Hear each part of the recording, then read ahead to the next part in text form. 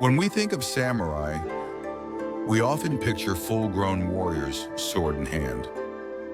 But every samurai once started as a child learning, training, and being shaped by a code that demanded more than strength.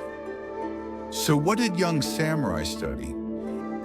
And why did their education focus not only on martial skill, but on character, etiquette, and thought? Before we begin, we recommend a book that deeply inspires this series, Bushido, The Soul of Japan by Inazo Nitobe. It explores the inner world of the samurai and why education was not just preparation for war, but for life. Link is in the description below. Welcome to the Samurai Bushido Channel. If you're fascinated by the deeper traditions, wisdom, and discipline of Japan's warrior culture, please like this video and subscribe. Let's begin. 1. Education begins at home. From a young age, samurai children were immersed in values. Even before formal schooling, they learned respect for elders and ancestors, proper speech and posture, humility in daily tasks, silent observation of rituals and routines. Boys were taught by fathers, uncles, or tutors. Girls were taught by mothers and older sisters. The home was their first dojo, and discipline began with small daily behaviors.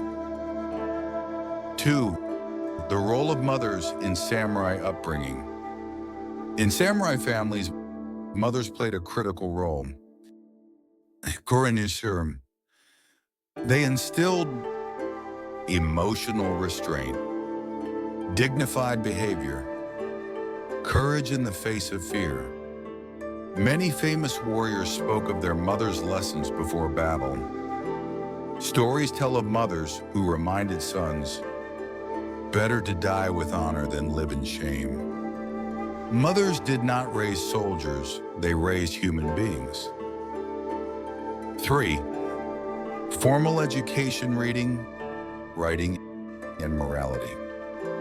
By age 7 or so, formal studies began. Subjects included reading and calligraphy, kanji and kana, Chinese classics, Confucian texts, moral lessons from Buddhist and Shinto teachings, samurai family histories and heroic tales. These weren't just stories, they were ethical blueprints. Young samurai were taught not what to think, but how to think with honor. 4. Martial arts training begins. Physical training started early, but not in violence. Initial practices focused on proper posture and footwork, basic sword etiquette, how to bow, draw, and carry the blade, balance and awareness games like tag, archery toys, and breathing control. Formal martial arts began around ages 10-12, including Kenjutsu swordsmanship, Sojutsu spear fighting, Kyudo archery, Shujutsu grappling, but always with control and responsibility. Haniramive, etiquette and aesthetics, beauty as discipline. Samurai education was not all fighting and reading.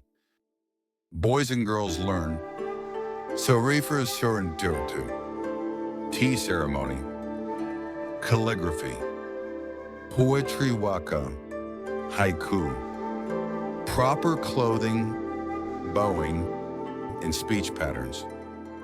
Why? Because refinement built self-awareness. To sit calmly, to bow properly, to write with elegance, these were exercises in focus and humility. Beauty wasn't decoration, it was discipline. 6. Mentorship and page service. As teens, many boys became pages to senior samurai. They observed court meetings, martial drills, letter writing and diplomacy. They ran errands, watched closely, learned silently. This apprenticeship taught loyalty, timing, how to read a room. Real-world wisdom came not from books, but from proximity to responsibility. 7. The coming-of-age ritual genpuku. Around age 14, 16, boys underwent genpuku, a coming-of-age ceremony. They received a new adult name, a formal kimono or armor, sometimes a family sword. From that moment, they were no longer children. They could serve their lord, attend councils, and be held accountable as adults. Genpuku wasn't just a rite of passage. It was a declaration of inner readiness. 8. Lifelong learning, the scholar-warrior ideal. Even after adulthood, learning never stopped. Samurai read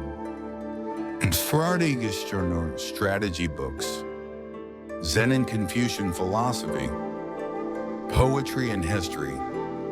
Many wrote journals, copied sutras, or practiced arts well into old age. The ideal was the Bunbu-ryo, the twin paths of pen and sword. To be complete, a samurai had to study as well as strike. Lessons for today. Samurai education wasn't about creating killers. It was about building character. It taught dignity before pride, curiosity before confidence, silence before speech. In today's fast world, we can learn from that rhythm. Learn slowly, act intentionally, grow deeply. The young samurai's path was not easy, but it led to strength that lasted a lifetime. Thank you for joining us for this episode of Samurai Bushido Channel. If this journey into the world of samurai education inspired you, please like and subscribe to support future episodes. Until next time, study with care, walk with honor, and raise your spirit well.